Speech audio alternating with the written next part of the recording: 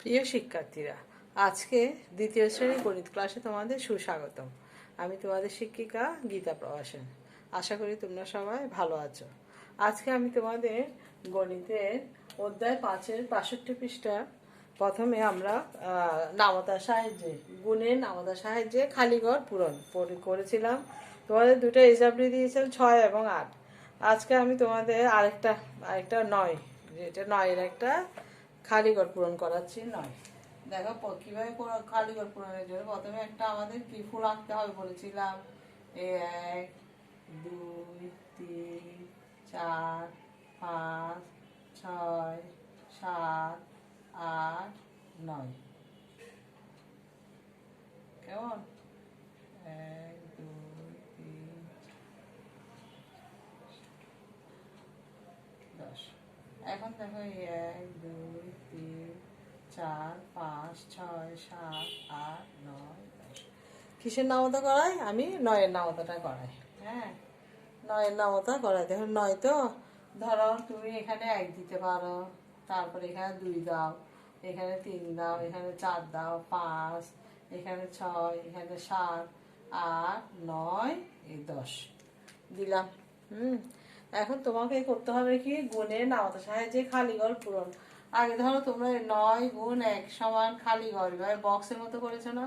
9 গুণ 2 সমান খালি ঘর, 9 গুণ 3 সমান খালি ঘর। তাহলে এগুলো আমরা এখন বক্সের মতো না করে ফুলের সাহায্যে করবো। 9 একে খালি ঘর হচ্ছে এটা, 9 একে 9, 9 একে 9। কেমন? এই যেমন 9 একে 9।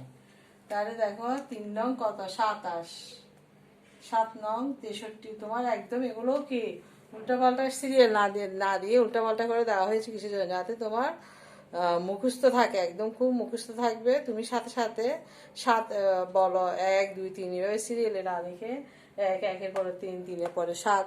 অর্থাৎ তোমার যদি নামতাটা মুখস্থ থাকে তুমি সরাসরি বসাই দিতে পারবে। 7 নং 63, 5 নং 45, 4 নং 36, 9 দুগুণ 18, 9 10 90, 9 নং কত? 81, 3 নং 27, 8 নং কত?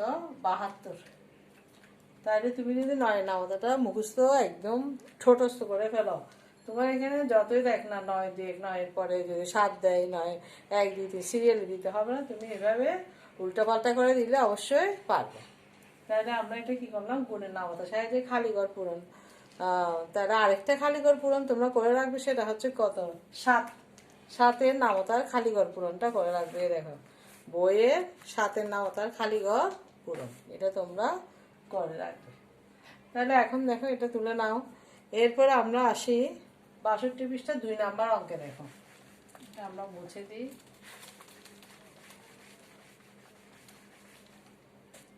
এটা হচ্ছে তোমাদের পর্ব 7।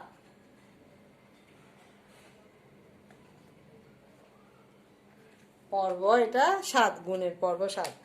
দেখো একটি প্যাকেটে 2টি লজেন্স আছে। 8টি প্যাকেটে কতগুলো লজেন্স আছে? 62 পৃষ্ঠাগুলো। একটি প্যাকেটে লজেন্স আছে, তাহলে লিখো 2 নাম্বার।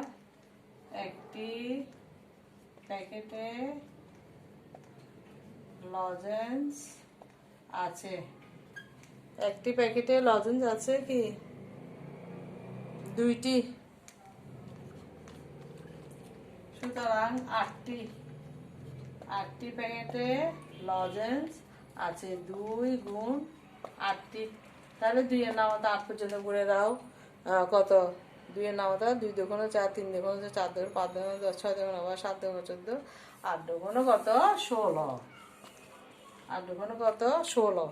তাহলে এখানে 2-এর নামতা অথবা 8-এর নামতা, 8-এর নামতাও তোমরা তো পারো। 8 দুগুণ 16, 2-এর নামতা গেলে 8 পর্যন্ত যাবে, 8-এর নামতা গেলে 2 পর্যন্ত যাবে। 8টি প্যাকেটে কতগুলো লজেন্স আছে? সুতরাং 8টি প্যাকেটে 16টি, 8টি প্যাকেটে 16টি লজেন্স আছে। উত্তর 16টি। ঠিক আছে, তাহলে 2 নাম্বার তোমরা তুলে নাও। 2 নাম্বার হয়ে গেছে নিশ্চয়ই। হ্যাঁ, একটি প্যাকেটে লজেন্স 2টি, 8টি প্যাকেটে লজেন্স 8 দুগুণ 16, 16টি। 8টি প্যাকেটে 16টি লজেন্স আছে। এখন দেখো 3 নাম্বার। দেখো তিন নাম্বার দেখো, একটি শ্রেণীকক্ষে 10টি বেঞ্চ আছে। একটি বেঞ্চে 5 জন ছাত্র বসতে পারে। শ্রেণীকক্ষে মোট কতজন ছাত্র বসতে পারে? তোমাকে বের করতে বলেছে কতজন ছাত্র কতজন, যেটা বের করবো সেটা আমরা ডান পাশে লাগবো। একটি বেঞ্চে 5 জন ছাত্র বসতে পারে। বেঞ্চ আছে কয়টা? 10টা। তাহলে লিখো একটি বেঞ্চে বসতে পারে। একটি বেঞ্চে বসতে পারে। একটি বেঞ্চে কয়জন বসতে পারে? 5 জন ছাত্র। 5 জন ছাত্র। সুতরাং কয়টি বেঞ্চ আছে? 10টি। 10টি বেঞ্চে বসতে পারে। 5 গুণ কি, অথবা তুমি 10ও আগে লিখতে পারো। 10 গুণ 5 এতজন ছাত্র। তাহলে দেখো 10-এর নামতা শিখেছো তোমরা। 5 10 কি 50, অথবা না শিখলে তুমি 5-এর নামতা করো। 5কে 0 দিয়ে গুণ করলে কি, যে কোনো সংখ্যাকে 0 দিয়ে গুণ করলে 0। হ্যাঁ, তারপর 5 একে 5 সমান 50 জন। উত্তর কি লিখবে? তাইলে শ্রেণীকক্ষে মোট কতজন ছাত্র বসতে পারে? সুতরাং শ্রেণীকক্ষে 50 জন ছাত্র বসতে পারে। উত্তর 50 জন। শ্রেণীকক্ষে 50 জন ছাত্র বসতে পারে। উত্তর হচ্ছে কতজন? 50 জন। তাহলে ঠিক আছে, 2 নাম্বার গেল, 3 নাম্বার গেল। তোমরা তুলে নিয়েছো নিশ্চয়। আচ্ছা, এরপরে দেখো 4 নাম্বার দেখো, বাবা প্রতিদিন 4 ঘন্টা হাঁটে। 7 দিনে তিনি কত ঘন্টা হাঁটতেন? হ্যাঁ, নিশ্চয় বাসায় বাবা মা হাঁটে। তো ওটা তুমি 7 দিনে মানে কি, 7 দিন মানে কি 1 সপ্তাহ। 1 সপ্তাহে কতদিন হাঁটে এটা তোমাকে বের করতে হবে। তোমার বাবা যদি একদিনে 4 ঘন্টা হাঁটেন, তাহলে 1 সপ্তাহে অর্থাৎ 7 দিনে কত ঘন্টা হাঁটেন? এখানে তোমাকে 7 দিনে কত ঘন্টা হাঁটেন না দিয়ে তোমাকে দিতে পারে কি 1 সপ্তাহে কতদিন হাঁটেন, এটাও দিতে পারে। তখন 1 সপ্তাহ মানে তুমি কি বুঝবে? 1 সপ্তাহ মানে 7 দিন। তাহলে তুমি লিখবে কি ওটা 1 সপ্তাহ মানে 7 দিনে কত কত ঘন্টা হাঁটেন। তাহলে লিখো বাবা প্রতিদিন 4 ঘন্টা হাঁটেন। বাবা প্রতিদিন মানে কি একদিনে, একদিনে হাঁটেন 4 ঘন্টা। তাহলে সুতরাং বাবা 7 দিনে, 7 দিনে হাঁটেন। 7 দিন দিয়েছে না? হ্যাঁ, 7 দিনে হাঁটেন 4 গুণ 7 ঘন্টা। এটা হচ্ছে একক, এককটা ঠিক করে লিখবে। তাহলে এখানে তুমি কি 4-এর নামতা গুনলে 7 পর্যন্ত যাবে, 7-এর নামতা গুনলে 4 পর্যন্ত যাবে। তাহলে কত হবে? 4 7 কত? 28 ঘন্টা। তাহলে 7 দিনে কত ঘন্টা হবে? সুতরাং 7 দিনে 28 ঘন্টা হাঁটেন। উত্তর 28 ঘন্টা।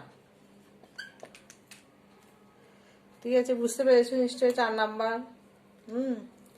এবার আমি নিচেরটা মুছে দিই। আমরা আজকে গুণটা শেষ করবো, কেমন? এই পর্বের মাধ্যমে আমরা আজকে গুণ অঙ্ক শেষ করব। 5 নম্বর কি দিয়েছে দেখো, উজ্জ্বল 4টি বই কিনতে চায়। উজ্জ্বল 4টি বই কিনতে চায়। প্রতিটি বইয়ের দাম 21 টাকা। বই কিনতে তার কত টাকা লাগবে? তাইলে প্রতিটা বইয়ের দাম কত টাকা? 21 টাকা। প্রতিটি মানে কি একটি। বই কিনতে চাই কয়টা? 4টা। তাহলে লিখো একটি বইয়ের দাম। লিখো একটি বইয়ের দাম। একটি বইয়ের দাম কত টাকা? 21 টাকা। সুতরাং কয়টা বই? 4টি। সুতরাং 4টি বইয়ের দাম 21 গুণ 4 টাকা। তাহলে 21কে তুমি 4 দিয়ে গুণ করো, কত হবে? 4 একে 4, আবার কি 4 দুগুণ 8, 84 টাকা। তাহলে বই কিনতে তার কত টাকা লাগবে? সুতরাং বই কিনতে তার 84 টাকা লাগবে। উত্তর টাকা। বই কিনতে তার 84 টাকা লাগবে। তাহলে বুঝতে পেরেছো নিশ্চয়ই উজ্জ্বল 4টি বই কিনতে চায়, প্রতিটি বইয়ের দাম 21 টাকা। বই কিনতে তার কত টাকা লাগবে? প্রতিটি বইয়ের দাম মানে কি একটি বইয়ের দাম, একটি বইয়ের দাম 21 টাকা, সুতরাং 4টি বইয়ের দাম 21 গুণ 4 সমান 84 টাকা। আচ্ছা 6 না 5 মানে এবার দেখো বাম দিকে কলামের সংখ্যা দিয়ে উপরের সারির সংখ্যা গুণ করো এবং খালি ঘরের ফলাফলকে পূরণ করো। আচ্ছা এটা তোমরা বাসায় এমনি নিজেরা করবে এতটুকু। এটার মাধ্যমে আমাদের কি গুণ অঙ্ক তাহলে শেষ হলো। এরপরে আমরা কি পরের চ্যাপ্টারে যাব। তাহলে ঠিক আছে, বুঝতে পেরেছো নিশ্চয়ই। আজকে এতটুকু থাকলো। তোমাদের আমি একটা কি এখানে খালি ঘরের মধ্যে একটা খালি ঘর দিয়েছিলাম মনে হয়, 7 7 এই 7-এর এই ফুলটা তোমরা করে রাখবে আর এই অঙ্কগুলো করে রাখবে। গুণের সব অঙ্কগুলি বাসায় প্র্যাকটিস করবে। তাহলে ঠিক আছে, ভালো থেকো সবাই, ধন্যবাদ সবাইকে।